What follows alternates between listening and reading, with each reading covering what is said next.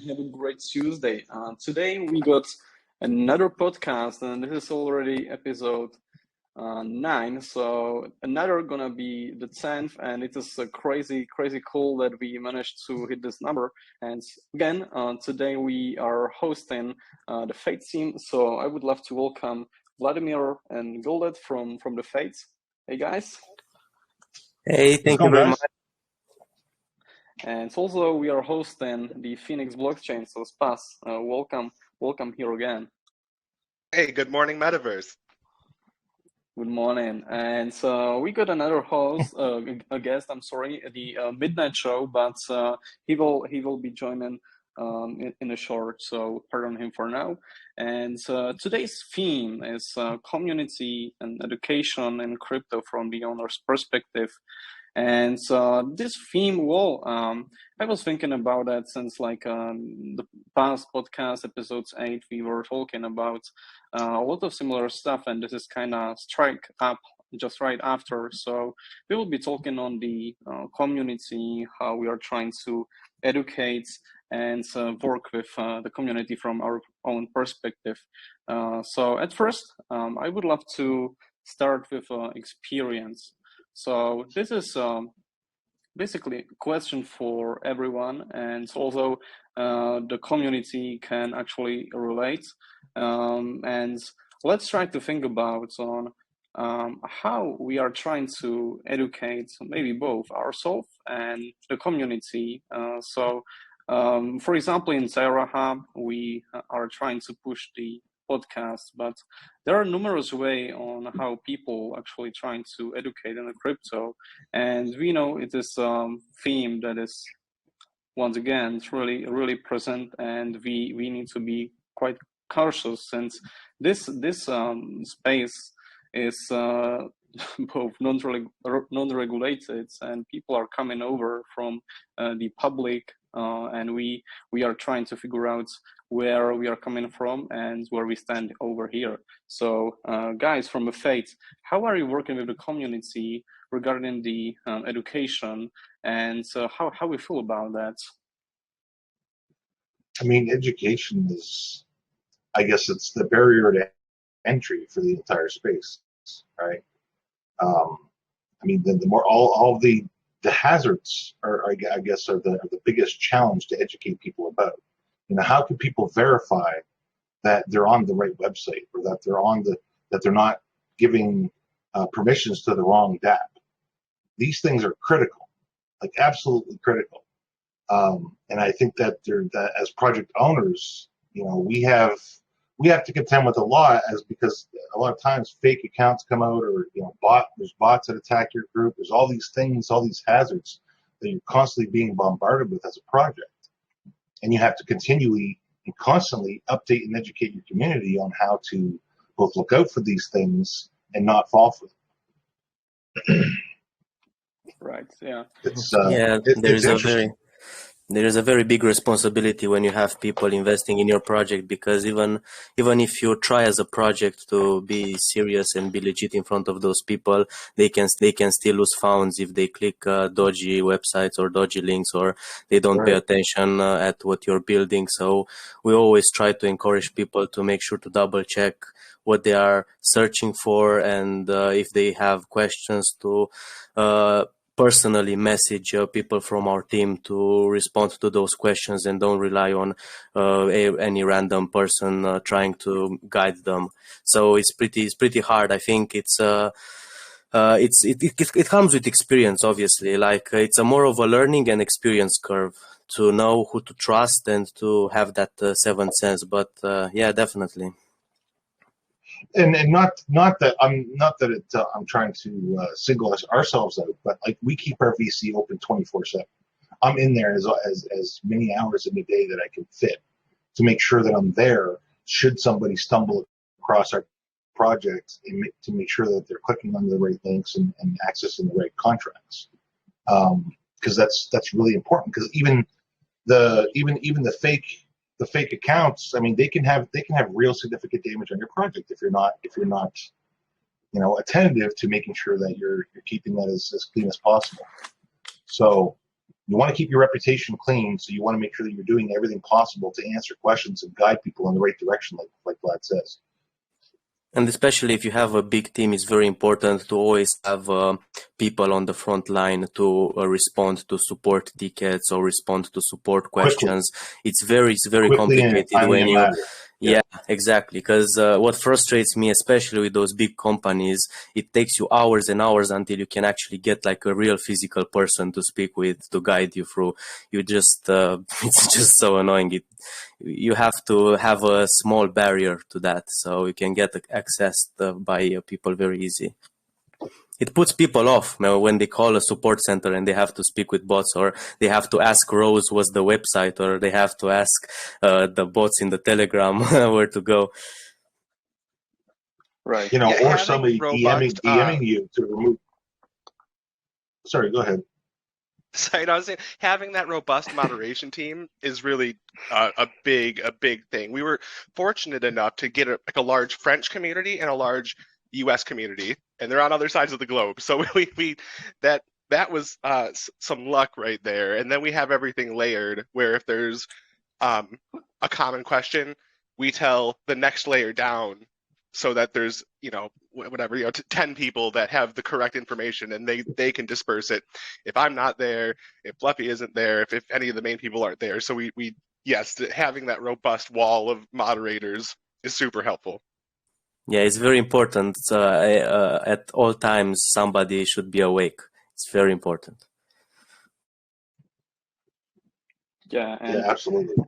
and like I'm really thinking about that, something you've mentioned, Gillette, and that's we are like a gates, right? Like if we go to Telegram group, then we are acting something like a gate. So at first I'm thinking of how people actually get to Telegram, where they are coming from, either if it's like influencers or YouTubers, and how they are actually finding their space. So like all of us got a good experience there. So like how are you, or where do you think that the people actually coming from over here? And so if we are acting like gates, then how to act at first? I mean, that's you're essentially the front door of the store, right? You're the storefront, and what you hang in your windows is what's going to draw people in. I think one of the things I learned when I first got into crypto, which is just over a year ago now, was that every crypto project has Telegram. I had never even used Telegram prior to getting involved into crypto, and it became a necessity because of the fact that like literally every project is on crypto. Thus, there's an expectation, and it's actually used as a part of researching for a lot of people. If there's a Telegram set up for a project, it kind of speaks to the credibility potentially to the project, how much effort is gone into setting it up. So I think it's important to have a presence on any platform. If you're a business trying to get customers, or if you're a business trying to get investors, which they're both kind of the same thing. You want to be open. You want to have a clear storefront, and you want to be as transparent as possible. And I think that if you kind of relate it to the real world in that sense, it gets you a long way to where you need to be. I mean, it is very much the gate, like you said. This is the entry point. It's probably one of the first things that people check if they're vetting a project is, do they have a Telegram or Discord? How are they communicating with their community? So it's important that you have that presence and that you keep it as professional and clean as possible. Right. Utilizing the pinned messages is huge. That's something that we've learned over time. So if somebody taps on the last 3 pinned messages, they can get a pretty good gist of where to go, what to get for information, stuff like that. Yeah, right. So we as gatekeepers, right? We should be present on this is something that you mentioned, Gil, that's on all the social medias, but actually, for example, for me, the Telegram is easier to manage. The Discord is kind of similar, but how do guys deal with a Twitter, right? Like, I like for me, I'm not sure how Twitter is relatable to Telegram, since I think usually Twitter is not taken as that serious as it should be, and like sometimes and maybe it is due to that that the reputation is over the bots and such, right? But like how are you trying to keep in touch on the Twitter with actually the either newcomers or the community? How to keep it clean? For Yeah, our it's a good policy question. for Twitter, oh, sorry, go ahead. No, you can go right ahead. That's fine. Thank you. No, so for our Twitter and our main Reddit, we exclusively announce like a partnership, a use case, a contest, the weekly show that we do. We try and keep that because you should be able to scroll back through the Twitter and pretty much get everything condensed. Not we try and on the main Twitter and the main Reddit, we try and keep that like down to like the cliff notes. Basically, we try and keep that as clean as possible. As far as Twitter Spaces go, some people have had luck with it. I mean, if I get home early and my girlfriend's working, I might hang out on there. I don't think it's a super effective thing. That's just me. Actually, what I see in terms of keeping the community update, I think that the major updates, like the biggest updates for your project, should be always featured on your website, because I think even before, like people, when they find your Telegram, usually they either go on Twitter or they either find your website. I think website is one of the first, if not the first major resource for a person to find your project. So the biggest important updates should be on your website, and with Twitter you can have like medium and big updates as well. But for everything like extra, you use Telegram or Discord, that you put like literally all the small details or all the insights. Yeah, I mean, Right. ideally, the objective would be to drive as much traffic from all of your social media to your website as possible. That way, you're capturing the traffic, thus the value of the attention that you're garnering. That's the most efficient way to look at things. Mostly your end goal mostly your end goal is for people when they hear about Tayarra or when they hear about any other project, is the first instinct of anybody is to start Googling it. Like they usually don't go like straight to social medias when they hear about projects. They want to Google it to look at either CoinMarketCap or other resources. So your end goal, you want to be, so when people Google it, it's going to be on the first, if not the first research, the first search on the Google. Well, I mean, people will find it a number of ways. They'll either discover it or they'll search for it, right? I mean, they'll just as easily click on a link on social media and go to a website as they will search for it. So there's multiple ways that people are going to get there. But ultimately, what you want is you want people to land on your website as the ultimate destination. That's where you're trying to get people to go through all your social media interactions. It's a great question, because for me, more particularly with the crypto space, I've kind of held back a lot on our social media tweets. I don't tweet that much. I tweet updates, obviously, but by and large, I've been kind of sitting back a little bit and just kind of trying to figure out a new strategy, because there's so much of the same thing happening, and all you're doing is blending in with everybody else. And I've always been a proponent of trying to stand out and do something different. So I've been trying to think of a new strategy on how to deal with social media, so that you do have a chance at getting the visibility. Because right now, I mean, our main Twitter account, for example, has like 16,000 followers, but when we tweet, I mean, we barely get any interaction at all. And that's mostly in my opinion, because people are tired of the same old. Everything kind of looks the same as far as crypto space is concerned, right? Even though there's very distinct projects with distinct goals and products and services and whatnot, it's like we're all running our promotions from the same playbook, and that is making it all less effective. Mm-hmm. I mean, you can think of the Super Bowl as an example. Like people actually look forward to seeing what kinds of commercials come out at the Super Bowl, because there's a lot of creativity aimed and targeted on that specific day. People are looking to do something outside of the box to be remembered, right? But that doesn't seem to apply with anything else anymore, and it used to. You need to find these I don't know what like niches that you can really cling on to and lean into. That really sets you apart and gets people to oh, what's this? Kind of take note and to turn their head, right? Right. Like, but still, we are kind of cooking out of the water, since we are thinking that people or we are speculating the naive scenario when the person actually comes to the Telegram and now checks the website and just learns. But like, this is something that is not working in reality, right? Like, we are seeing people just blindly following these and that callers, these and that YouTubers.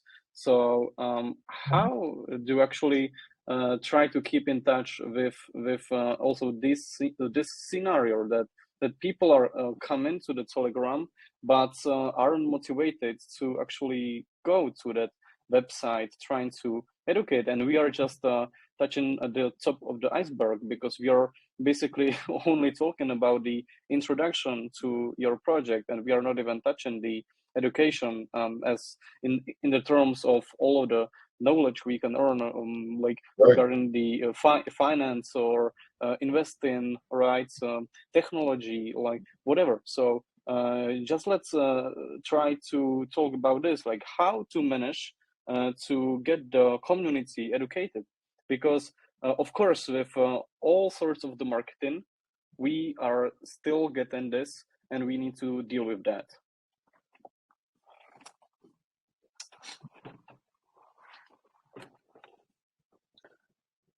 And maybe once again, start either like Gildets or Spas. Like this podcast, I'm trying to have it like more of the lay down as we talk on the Gentleman Society. So this is more of like a talk. So feel free to just go on. Right. Before I forget, I know we were talking about educate. I'm sorry, Gilded. I keep cutting you off. Take it. No, go ahead. I actually paused quite a bit to give you a chance to go. So go ahead, man. By all means. It's all good. Mildly unrelated to the question, but I was just thinking about education, and because the three of us, specifically the three of all three of these projects that are here, none of us are just like a meme. So like education is like an actual task to do. It's not, a picture of a dog or something. It's like the F.A.T.E ecosystem, us being a blockchain, Tayarra being like a large gaming and a hub and launchpad, all that stuff. I was just thinking like, yeah, education is definitely a different sport for us.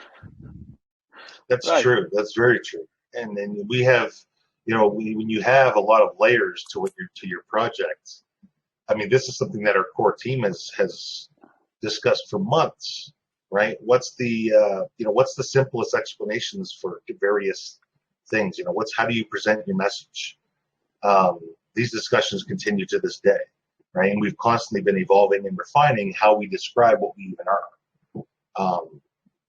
And that's just the natural evolution of a startup, right? It's not specific to crypto. It's just if you're starting a business, you're going to learn as you go in a lot of areas, and you're going to get better at how to describe and how to educate people as to what you are, and make things less complicated. Because ultimately, that's what we all want, is we want to make things less complicated and easier for people to understand.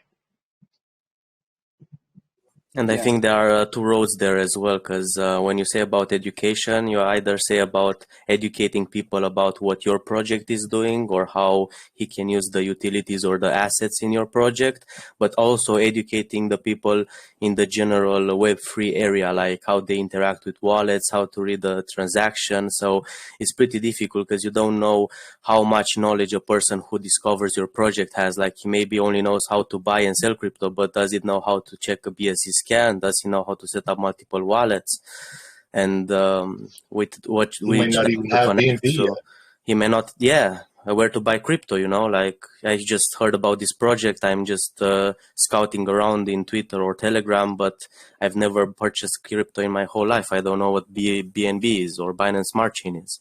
So while we can't work together as educating people about our own projects, where we can work together is creating this big whole academy where we can actually teach people what is crypto and how they can set up a MetaMask, or what is a MetaMask.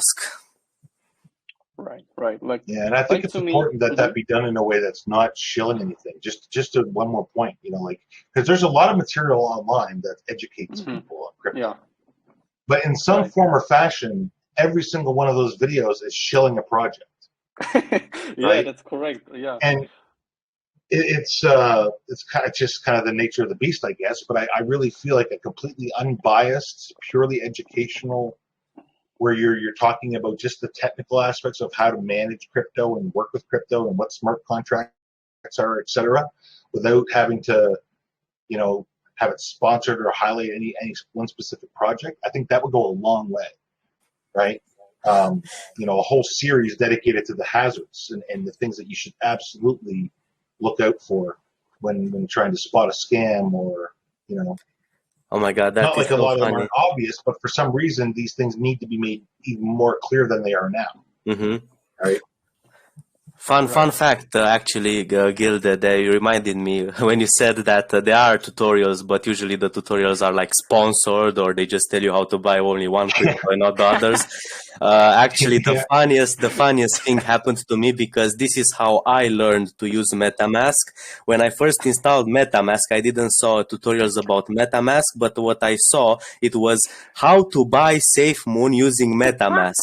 And I followed that tutorial only to understand what MetaMask is, but I had no intentions of actually buying SafeMoon. It was Right. just funny. Yeah, and I think like how we try to, or how we are trying to right now teach over the Tayarra Hub, the community, and basically people that are coming over to the Tayarra Hub from the AMA tour we are currently doing now. Well, I was like, let's try to prepare some sort of a flyers, and let's make it infographic, right? Pictures, easy, and actually trying to navigate people to the most important key aspects and factors. But still, like, this is the thing. I think in the like a real world, how people are coming to the finance and investing, they pick some sort of a financial advisor, banker, right? It doesn't matter, but someone simply who they trust that got this knowledge, and simply they will hand the funds, and this is done by that, right? They will manage your funds, invest in that, in this, pick the portfolio. But currently in the crypto, we are the bankers, we are the financial advisors, we are the owners, and we got this responsibility. So how do you feel about this?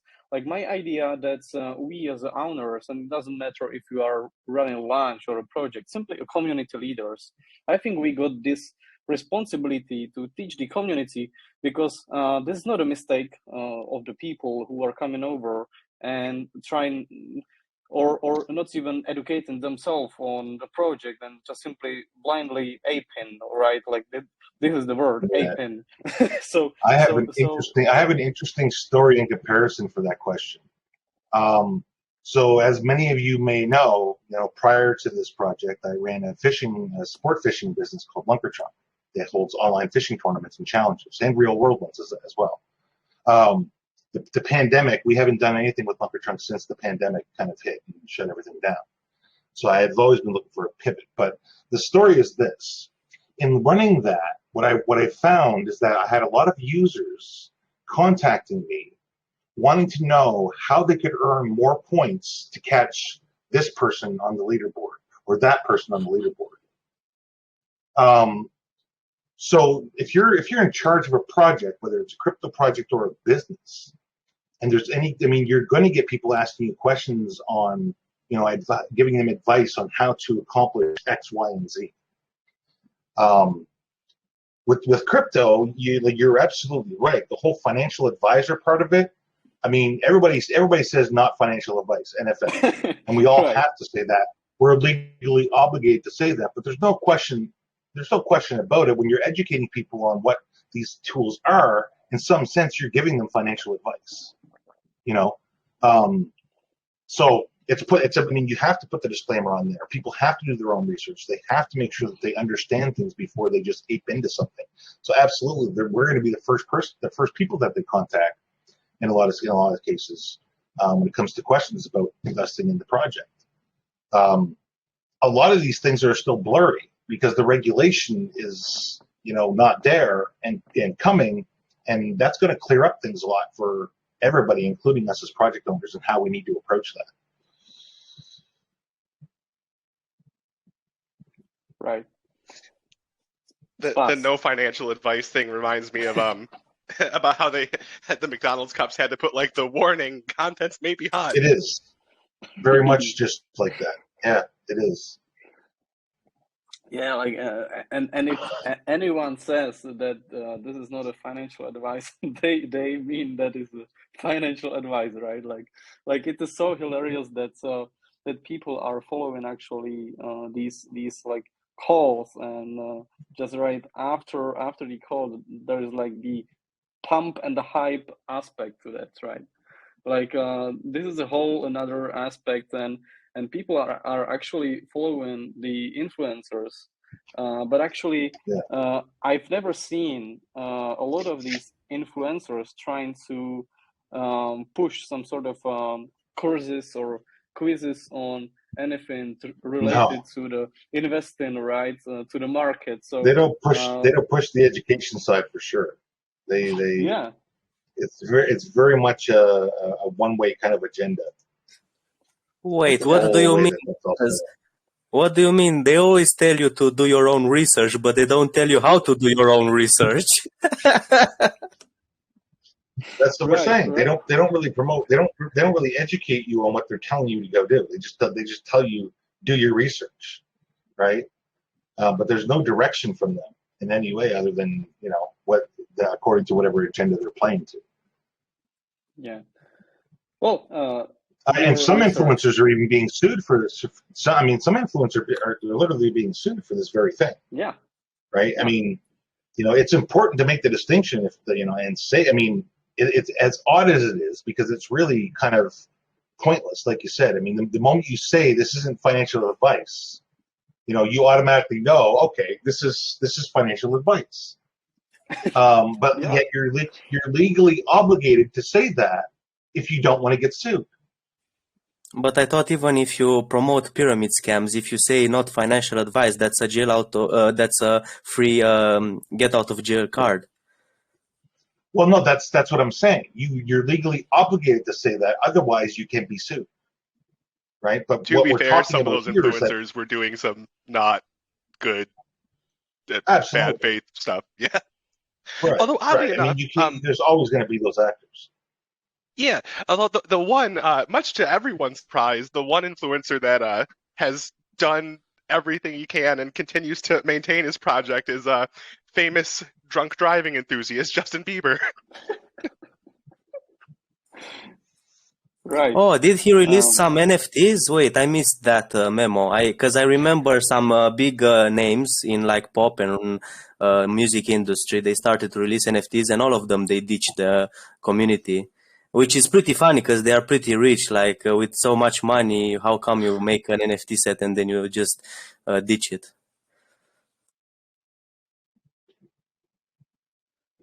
Yeah, I mean, it's weird how some celebrities play so loose with their reputations.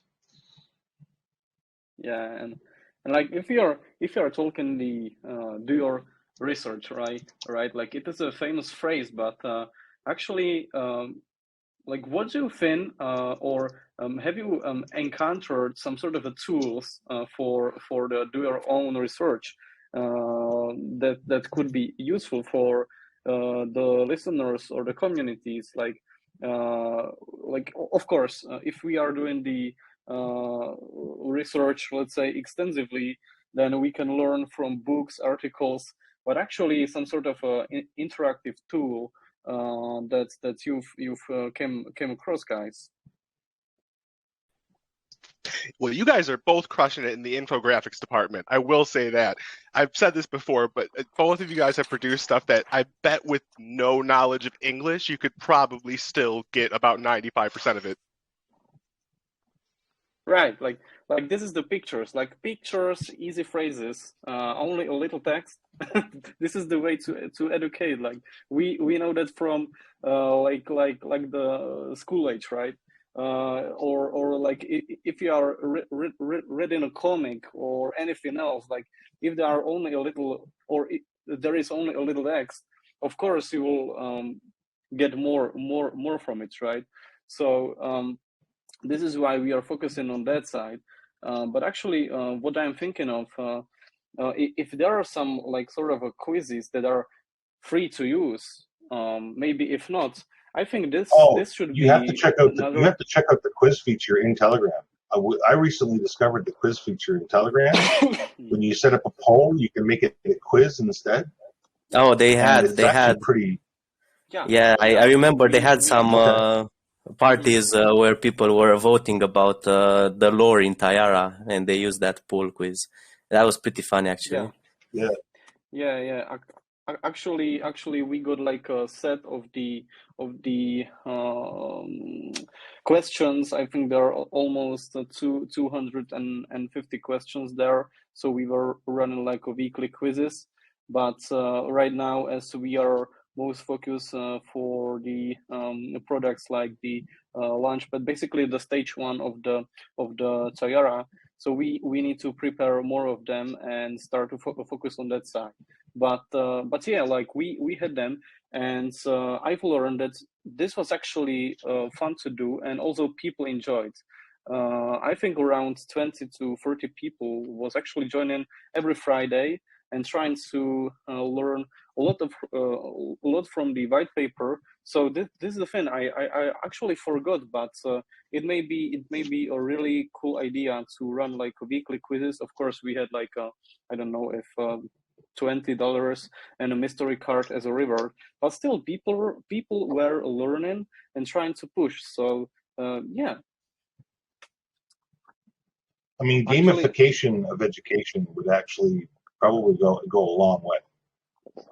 Oh yeah, actually, ourselves, we are working also on something similar to this, because we have those Kickback Thursdays, and we were planning. I don't know how further you want to go with this conversation, Gilded, but we also wanted to try to interact more with our community. We can talk a little bit about it. Sure, we're actually planning a kind of a game show.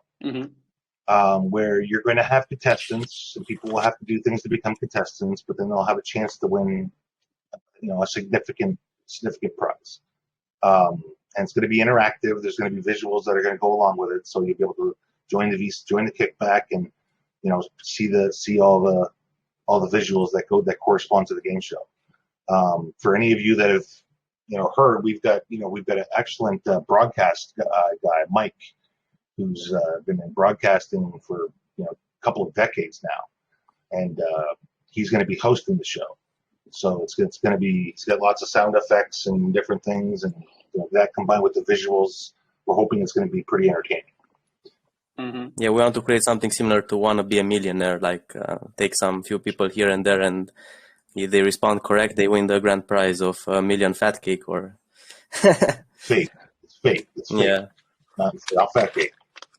And actually, like what I'm thinking of is to have like the regular podcast, let's say guests, and let you guys prepare a set of the questions. Like these questions are A, B, C, D, and simply people are fighting over in the quiz to have the best time, right? Like who will pick the right choice first. He will earn or the earlier they get the right answer, the better regarding the points. So actually, it would be cool to cooperate even on this. Like we got a community manager, William or Lord, who actually can make these quizzes, program them, and have these answers set. So if we will actually try to cooperate on this and prepare like once per 14 days these quiz nights, and have like 5 questions from each project, either community, white paper. This would be a really cool idea to push the education of all the communities to a new level. This would Oh, be I very like cool. your idea, man. That's pretty awesome, actually. To be fair, I'm down. Yeah, I like like it. That's really cool. Yep. yeah, Yeah, I and like mean, we you can. guys know about Tayarra, you guys know about the collaborations between them, but I Mhm. don't think our communities, I don't think F.A.T.E Right. community know as much about Tayarra as we do, or Phoenix community know about Tayarra. So yeah, that would be pretty interesting to gather all those Oh, partners and have like questions specifically to the This. guys involved here. That's pretty awesome, yeah. Yeah, and like yeah. Anton is saying, we could even like mix the general crypto questions too. So it would be even more interactive, and people would grab the knowledge outside the white papers, outside the casual, let's say, flyers, right? So this could be a really cool idea to implement, and having this like interactive show, because this is something what we are not witnessing most of the times. Like I know some of you guys are here for the price of the giveaway, but this is all good. But we are talking, you are listening, and so this is the point. We are trying to educate. We are trying to be a community there, and if we can get even more interactive on a different level, this will push the bonds together even more. And this work like fine for from the both of the sides, either the community and either like the partners around. So this is a very cool idea. I actually marked it down, and we could do that on different teams like a tokenomics. We could check um, we could check a lot of different things. So this is a very cool thing to implement, and we should work on, because like yeah, we started with a podcast, and currently there is almost 50 people in the Gentleman Society. So we are growing, and we can definitely push this, not even by the marketing side of things, but both really the education. So I really like this. Yeah, we should definitely focus on that. Yeah, there's so much Yeah. I mean, stuff I that think it'd be interesting. yeah, a little education can go a long way. I remember when I was first using PancakeSwap, and it does, don't do the slippage more than 50%. You're going to get front run. It's like, okay, what is front run? What does that mean? What is a front running bot? Just Yeah. little things. It's even harder with the slangs in crypto. Like first time when I heard about F.U.D. or like I was like DJ, like what the hell was that, you know? Yeah, and like still like we are in the crypto for some time, and imagine like if there is a influx of newcomers or people that are just checking out the crypto for the first time. Like it is a complete a whole new world, right? Like there's a slang, a lot of new things to learn, how the communities works. You will probably get wrecked for a few times before you will even realize like what's happening, right? It is a weird No, absolutely. combination of slang and technical jargon, often mixed together. I mean, a lot of different areas or industries always have that, right?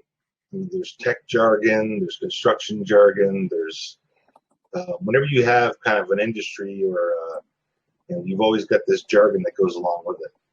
It's an interesting aspect of language for sure. One thing I was going to bring up when we're talking about bringing on mainstream adoption and educating people, I feel like this is kind of a thing to highlight.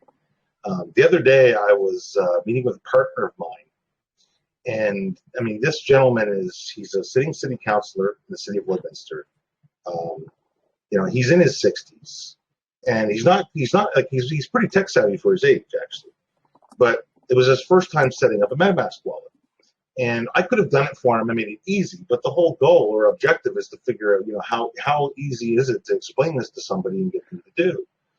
And I mean, it took us we had to uninstall and reinstall MetaMask 3 times before he was finally able to actually log in to his wallet. I'm not talking about 3Pay. I'm not talking about anything else. Just getting your MetaMask set up to the point where you've got a zero number for your ETH balance. And the hang up was the 12-word seed phrase. Now, there's nothing we could do about that. I've talked about this in the team meeting. But we have to figure out when we're educating people, we definitely have to educate people on the importance of these 12 words.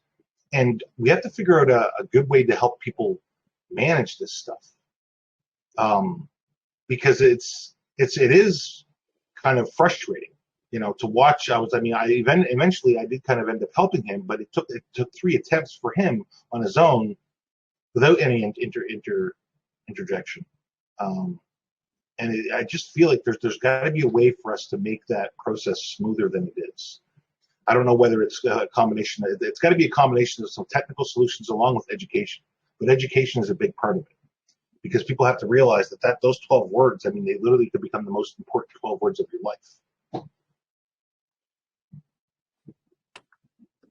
Yeah, like most definitely. And I've just posted into the chat something that Ninja Launch actually started doing that, and it is like security meetings with Marshmallow Man, who is known in the Hideout and BBR in a lot of spaces around, and he's simply a developer that is trying to educate on the codes and what is wrong there. And I won't go into details, but simply they are trying to invite over gentlemen that are either like experts or professionals in the field. So I might be trying also pushing some sort of that and talk maybe on some aspects of the financial side of the investing, maybe some TA.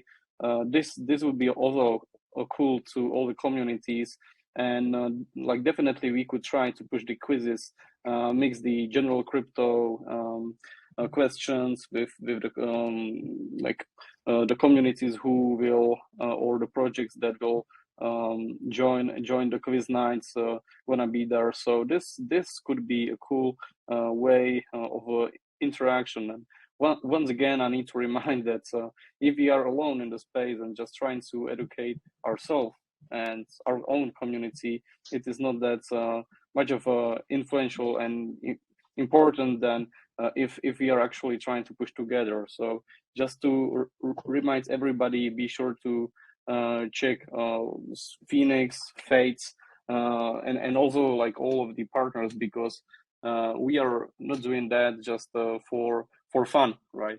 But we are actually trying to make the difference. And guys, be sure to join over also your friends in the crypto over here, because I feel that these talks, not really AMAs, some marketing calls or anything, this is not that important than to listen to these talks. So if you like the talk, guys, once again, would love to please, if you want to invite the friends around, since it is really a good idea to do so. And like we were touching the security side of things, but before we will go to the community questions and discussions, guys, be prepared. Whoever got any questions to anyone, we are here to discuss with you. Like last thing I wanted to touch, and this was the actual owner's perspective. So let's try to think about like what exactly we are trying to push as the owners towards the community. Like, for example, here in Tayarra, as I'm saying, we are trying to do multiple stuff regarding the podcasts, AMAs, but let's maybe try to think outside the box and what we can see both in our communities, but also the outside, and like what would you change, what would you add, and also what you see, and and especially what would you love to see in the future.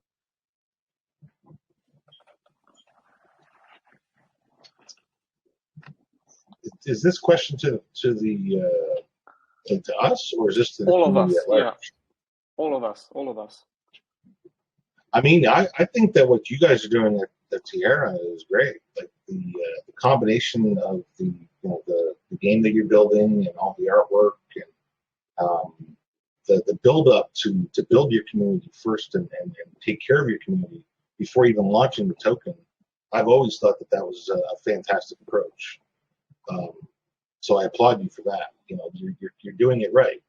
You're grinding it out and you're learning and you're building things and taking the time to do it right. And that's always, in my opinion, the best way to go. I would just keep doing that, and you're going to get there.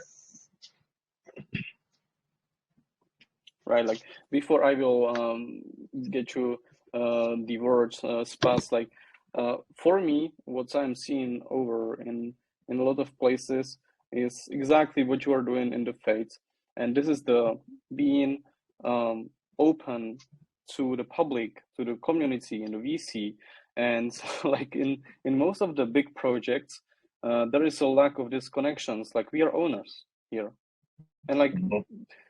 Have you ever seen some sort of the owners trying to communicate with the community rather than staying in the office and doing their stuff, and so the mods or the community managers are actually saying they are working in the background, they are working behind the scenes, but what is that behind the scenes?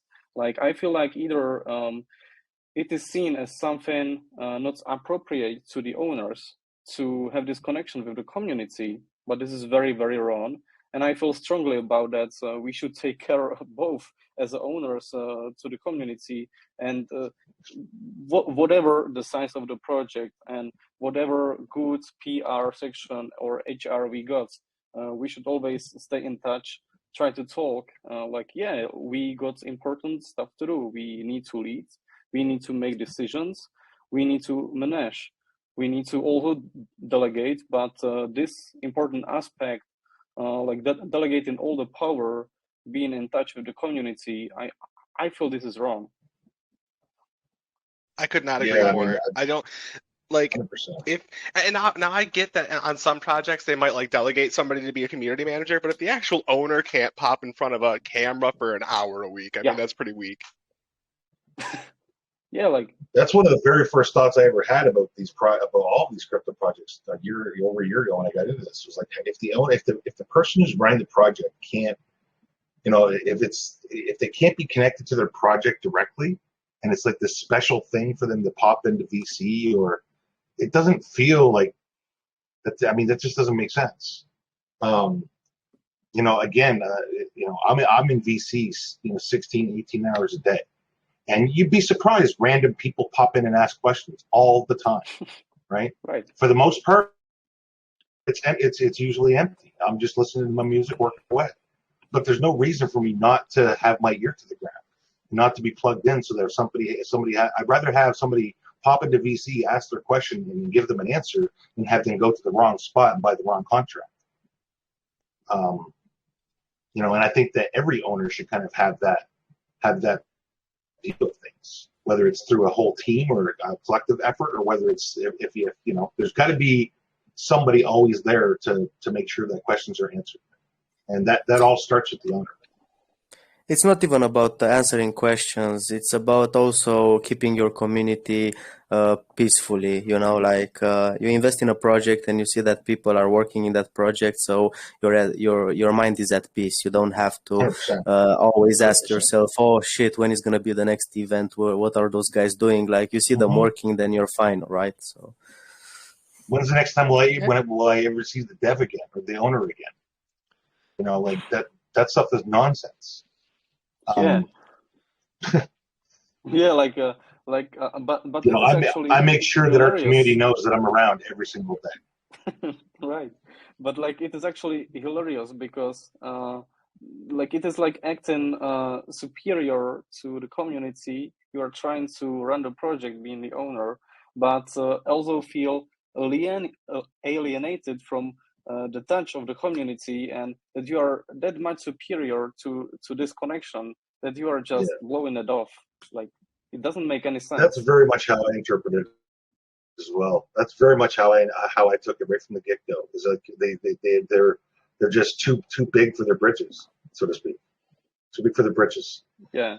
And even if the community is so large, like say you're the CEO of Ripple or something, like you can't answer DMs obviously because that would be unreasonable, but you should be able to pop on a talk once a week, I think. I mean, it doesn't take, even if it's just basic updates or something. Like, yeah, I get that. Yeah, at a certain point, you can't answer DMs because you're going to get a bazillion a day. But yeah, just at least pop on a mic, pop on a podcast, say hi, something. Jesus. Right, Be right, like right. Charles Hoskinson from ADA, right? He Cardano, does yeah. those, He yeah. does a fantastic job. Yeah, he I does a love fantastic Charles. jobs with the big Yes, community as well. 1,000%. Yeah, but like then they start to realize that there is no community backing them up, right? And they're like, why? Like like what is happening? But if I was an investor and I've never seen the owner that is some mysterious guy in this and that, like why should I hold my investments or have the trust in the times where it is needed, right?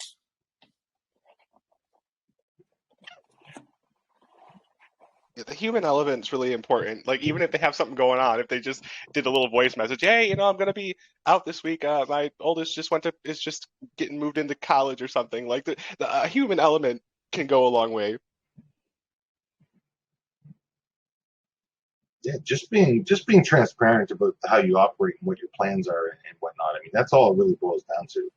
And like if you're not there or you're seemingly not there, and often, perspective is more important than the truth, right? So it's how people view what's going on. It doesn't matter what's actually going on; it's how people view what's going on, really.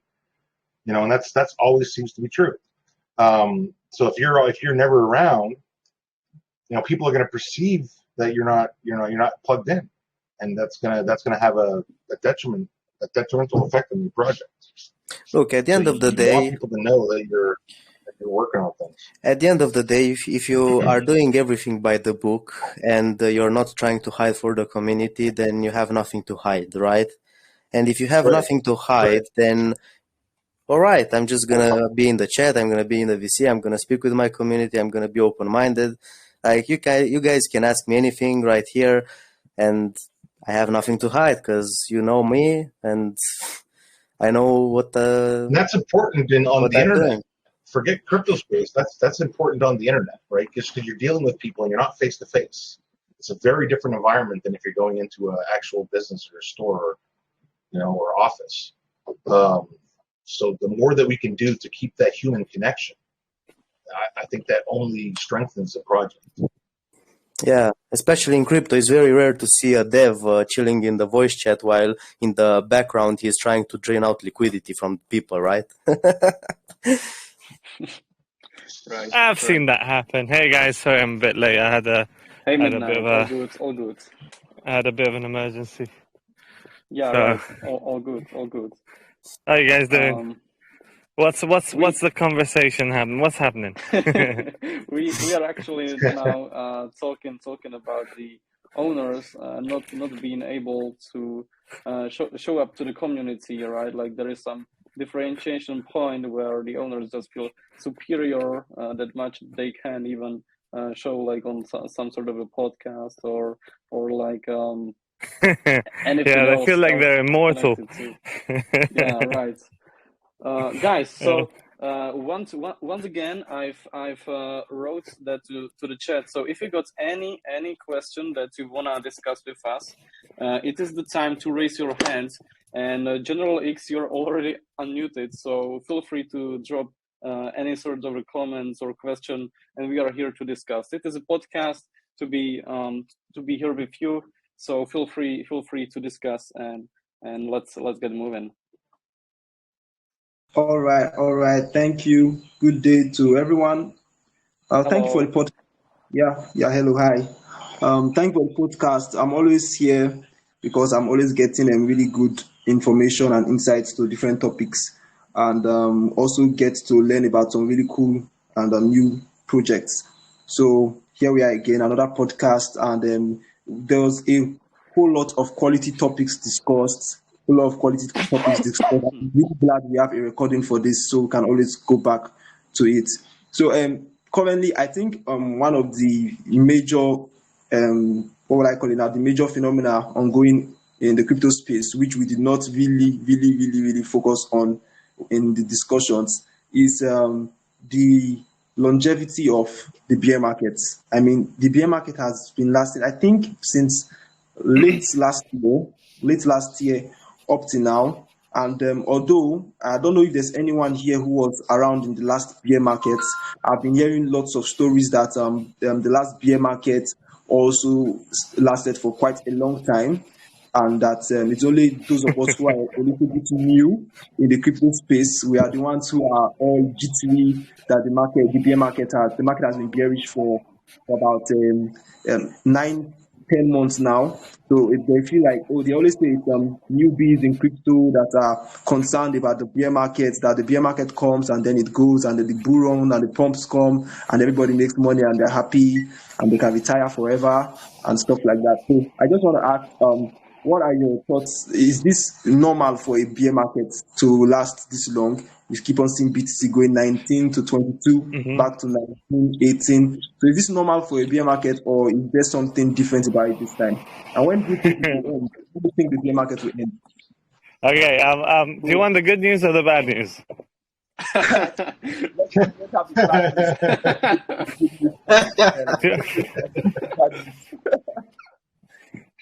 So which one do you want first? I think you can go with the bad news first. He said the bad news. Okay, bad news is a lot of projects that you've invested in until now, you're going to die. Okay? There's only a few that are going to survive. And most of these people that you see, these devs, dev doesn't mean what you think it means, right? Dev stands for developer. And most of these people that always say develop, they actually never develop. They just have an idea and they bring it forward and they get other people to develop it, but they don't even know how their idea is developed themselves. So these projects that have hired people, but if they have the funding behind it, great, because they've got funding, they can pay people to develop. But most of them don't.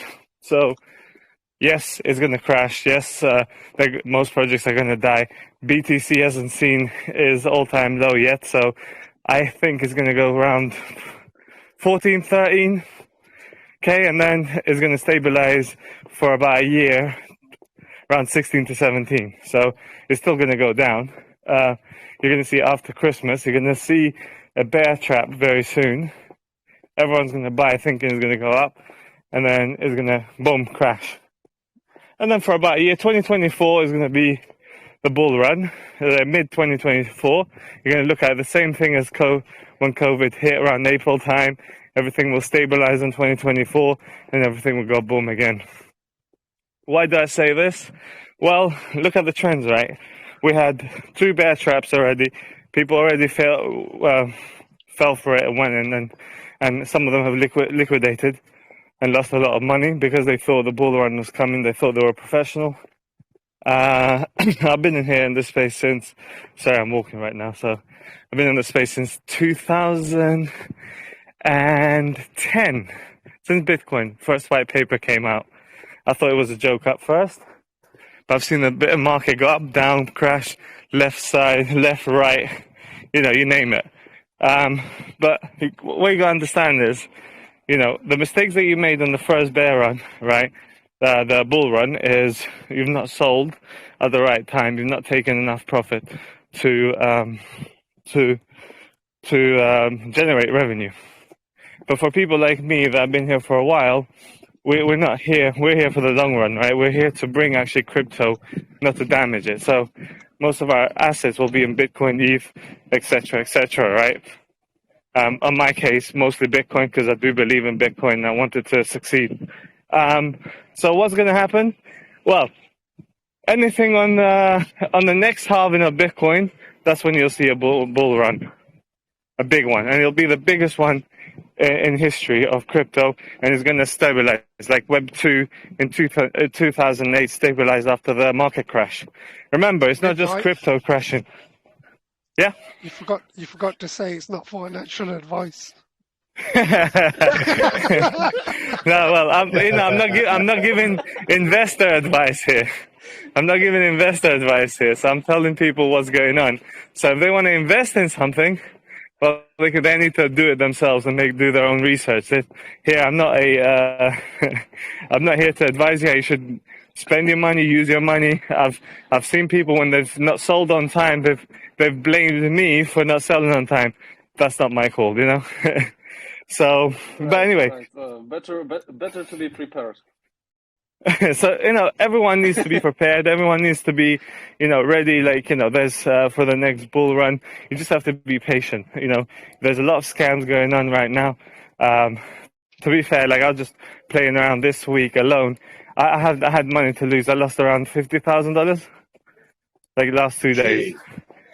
But this is things that I think. Well, I've lost more than that. So in seconds, but it doesn't matter. The whole point is, right, I know what I'm playing with, I know what money I'm using, and it's not money that I've earned, in my day-to-day job that I do. Crypto money, I never take out of crypto because I believe in growing it. I will take out of crypto in 10 years' time. That's my goal. But everyone's different, right? So, for me, I want to bring the market up. I want to push it up. I want to invest in projects that I think they're going to do very well. But some projects won't do well, some will.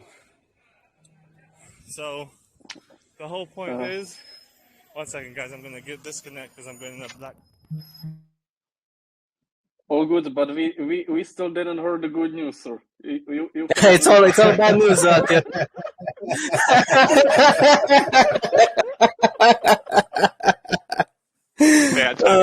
Don't leave now. Hey guys, I'm no, good news. Good news is question. if you invest on one second, I'm getting a call. Wait, I'm here. The good news is gonna be in the next podcast, guys. Okay, keep in touch. Part 2 is coming. DM me for good news, Sanjay.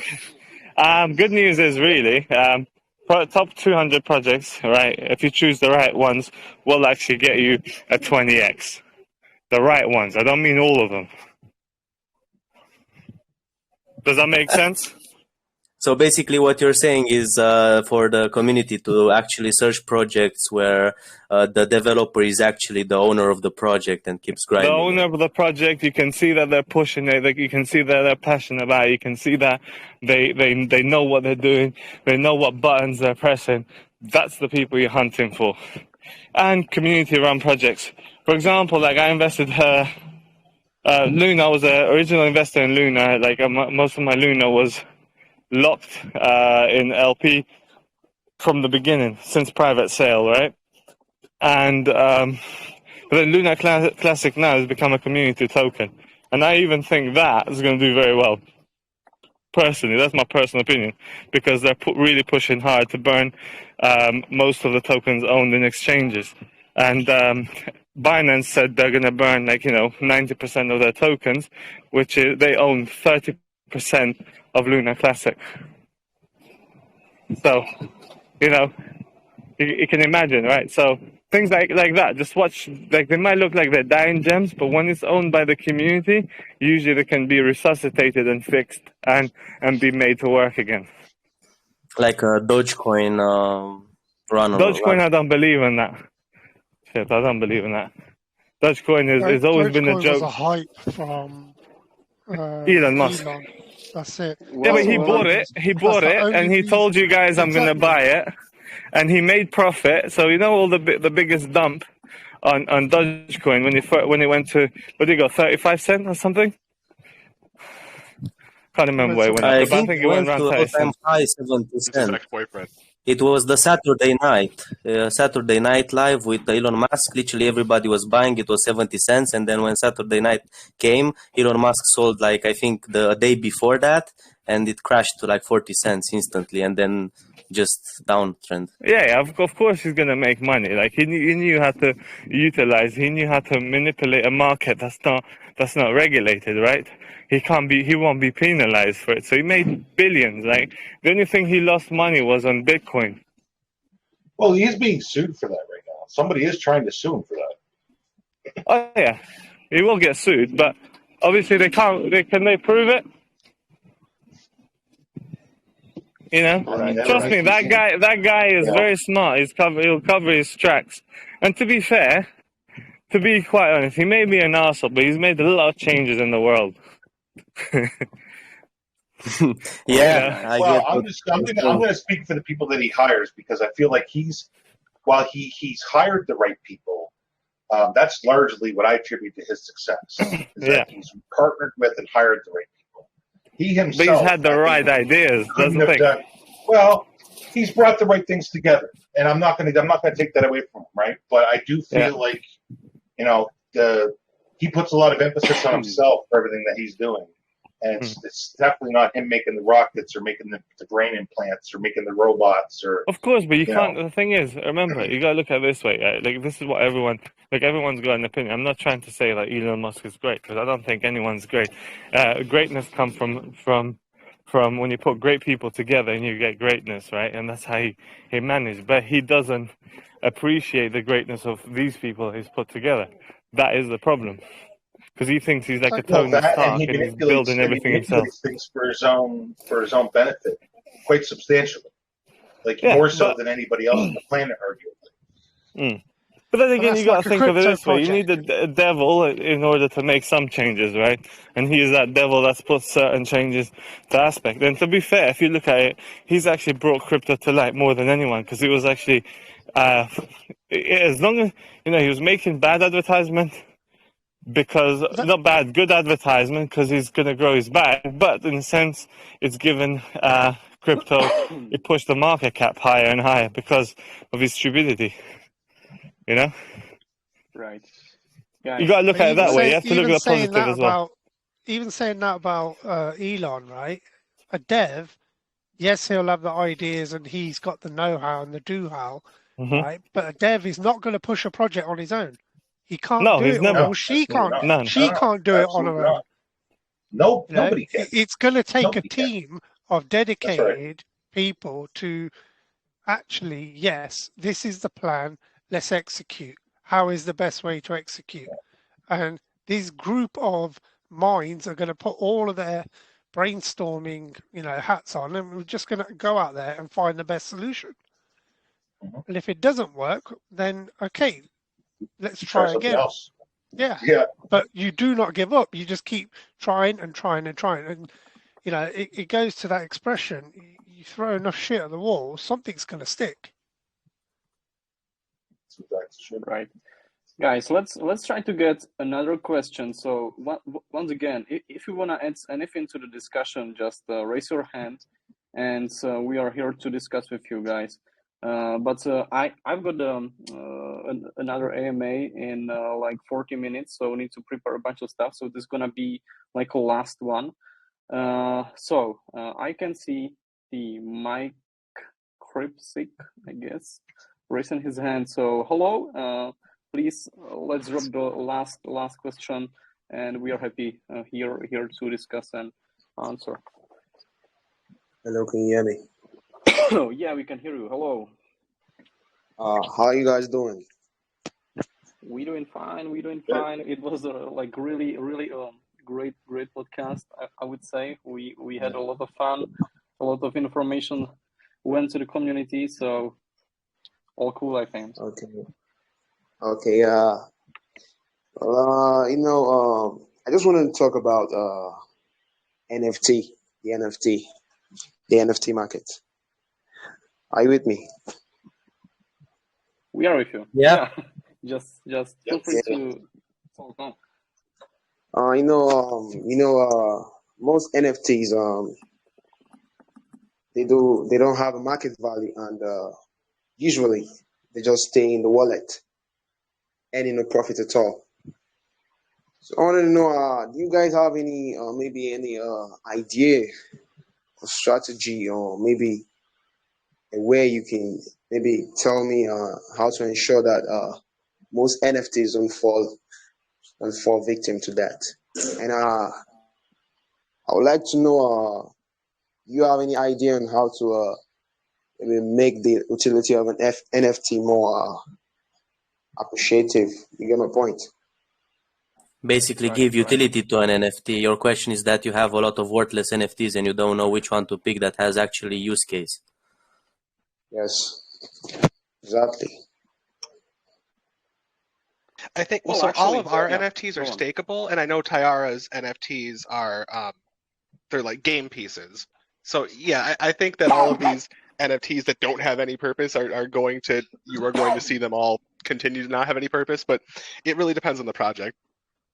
It's Okay. pretty similar to tokens as well. Like you invest in a project that doesn't have a use case and it's just a meme coin, then the same way a token can go to zero is the same way as NFT. Just because NFTs, they don't have liquidity, you have to sell it peer to peer. That's why it's more difficult to get rid of an NFT if it loses the use case or the community hype overnight.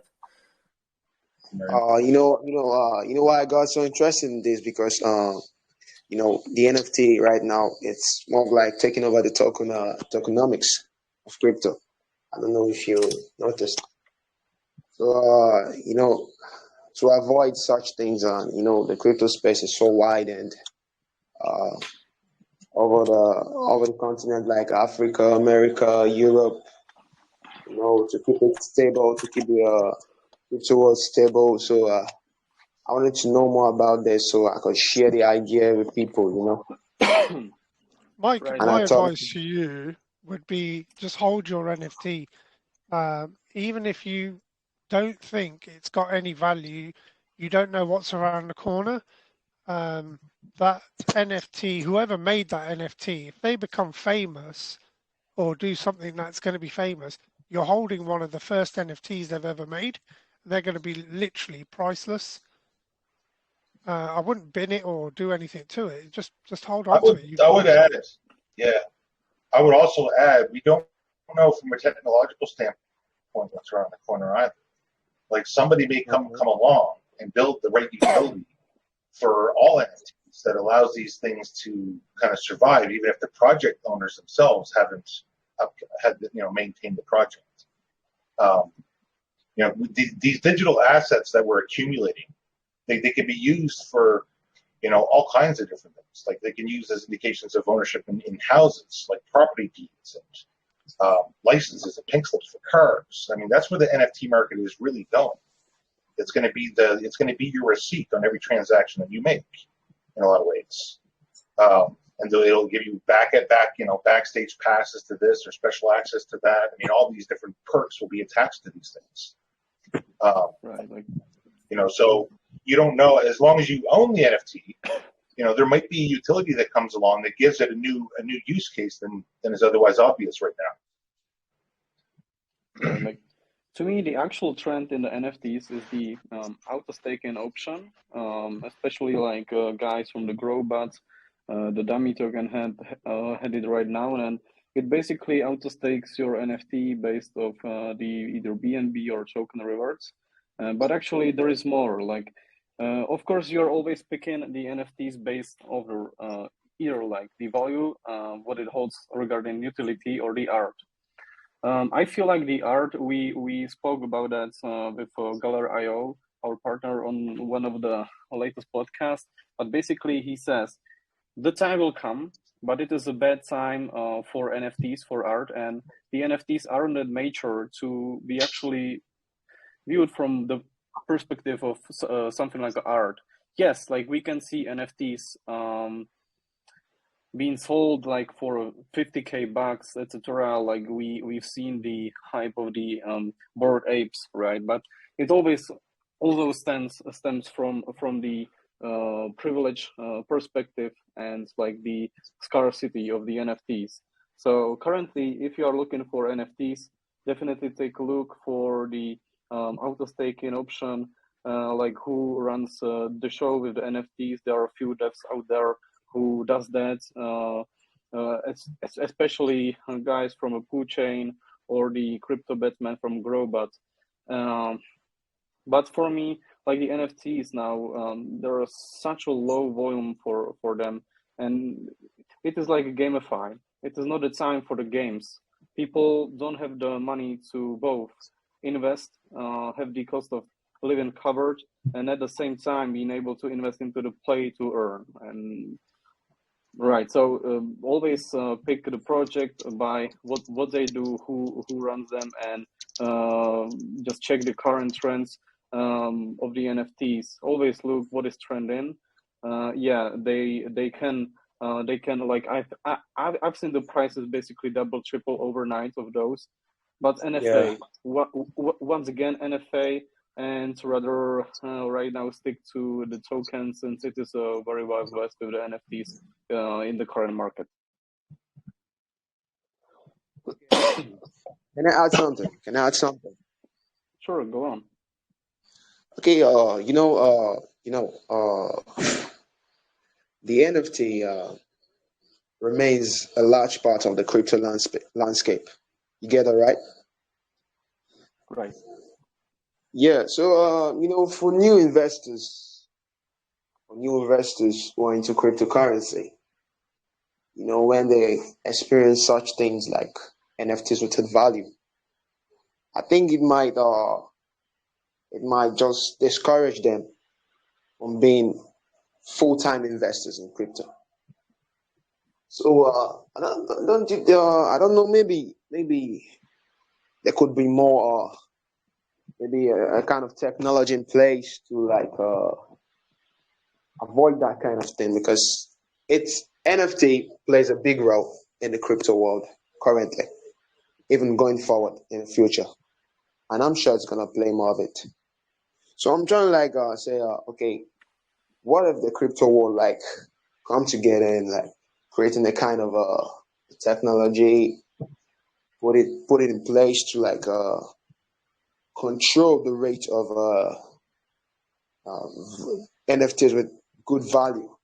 I don't know if you get my point. Basically, like us, the community will eventually regulate the NFT space and give value to those who deserve it. Yes, exactly. You get my point. I just love that. You picked me on it. No, definitely that will happen. And especially you spoke about people who are not full-time investors in crypto. Right now I agree with this statement, but I think that once the bull market will hit, everybody's gonna be full-time because everybody keeps their eyes out when the stuff are pumping and everybody's excited over some stuff. But right now I think a lot of people just went to the passive mode. Either people who already hold some bags or hold some NFTs, they are just waiting for the market to get better, or new people that want to get into this trend, they just put some money here and there, not a lot, and just sit on it. Like even before when Bitcoin in 2012 started and the bull market in 2016 happened, a lot of people were passive investors. They didn't really knew a lot about crypto. They thought that Bitcoin is just like a malicious cryptocurrency that people used to buy drugs on deep net, and out of curiosity they just dumped like $50 or $100 and they just forgot about it. And after a few years, when they saw that everything is talking about it, then they checked their wallets if they still had it, and they got surprised overnight. So a lot of people are just like dumping here and there a few money just to sit on it for a few years, just in case. It's like buying lottery tickets, and you find out if you're a winner only after a few years. Yeah. Thank you for the contribution. Thank you very much. Thank you as well for. Thank you for the questions. For asking. Yes, right, yes, guys. okay. So as I'm saying, I think we will probably end the session right over here, since we really need to prepare for the AMA, which I will be not hosting, but actually be a speaker. So I'm sorry. I want to thank everyone who was listening today. We will have the podcast recorded. I would love to thank you for all the questions, for the community being active, and basically, once again, to summarize, thank you for this, and this is why we are here to talk with the community, have something different than the casual AMAs, but rather to talk on the topics. For sure, I took some notes, and we will be trying to have the quizzes with the partners and regular guests over here on the podcast. So this should be like next kind of quest for us. And I would love to thank especially to the guests today. So to the Midnight Show, to the F.A.T.E, and to the Phoenix, to the Phoenix blockchain space. So guys, thank you for joining us today. It was another great session, already episode 9. So the next gonna be 10. Yay! We should prepare some drinks and party over here. So thank you guys for attending. And this is your time to say goodbye to the community and the last words. And we will end the recording right over there. And it was a pleasure. Thank you very much, guys, for having us. Thank you, Tayarra, and thank you, Phoenix. You guys are the best collaborators and the best partners a person can ask in the crypto space. And thank you very much, Midnight Crypto, for this wonderful insights of the crypto market space.